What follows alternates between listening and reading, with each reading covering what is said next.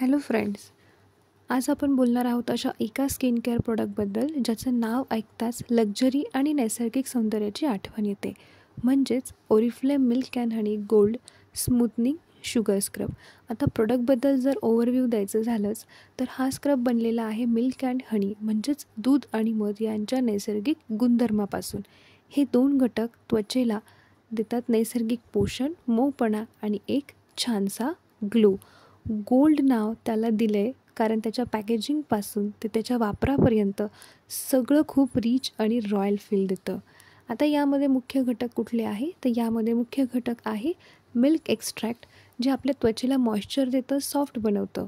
आणि दुसरं इन्ग्रेडियंट आहे सर्वात महत्त्वाचं, ते म्हणजे हनी एक्स्ट्रॅक्ट. नैसर्गिक अँटीऑक्सिडंट असून त्वचेला चमकदार आणि हेल्दी ठेवते.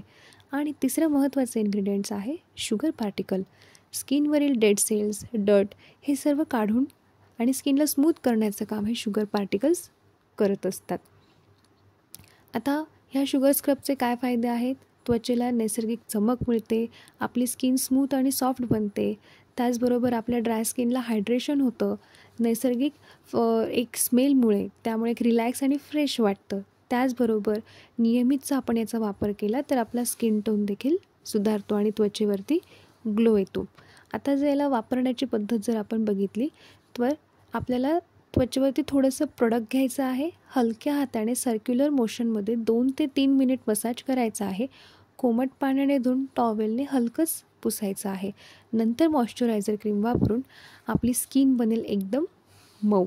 आता माझा वैयक्तिक जो अनुभव मी यामध्ये शेअर केला तर मी स्वतः हा स्क्रब वापरला आहे. पहिल्याच वापरानंतर स्किन इतकी सॉफ्ट आणि ग्लोईंग वाटली की खरंच मला इतकं छान वाटलं. आणि स्मेल तर अतिशय छान, म्हणजे जसं आपण एखादा रॉयल फील किंवा एक फ्रेशनेस स्मेल जो आपल्याला हवा असतो तो यामधनं मिळतो. जसं आपण एक स्पा घेतल्यानंतर बॉडीमध्ये एक वेगळाच सुगंध येत असतो, अगदी तसा. आता याची किंमत आणि याची अवेबिलिटी हे प्रत्येक महिन्याच्या ऑफरवरती आहे. जर तुम्हाला माझा व्हिडिओ आवडला असेल तर लाईक करा, शेअर करा आणि सबस्क्राईब नक्की करा. कमेंटमध्ये मला सांगा तुम्हाला ओरिफ्लेमचं अजून कोणते प्रोडक्टबद्दल माहिती हवी आहे आणि अजून कुठल्या प्रोडक्टबद्दल अजून डीप नॉलेज हवं आहे. थँक्यू.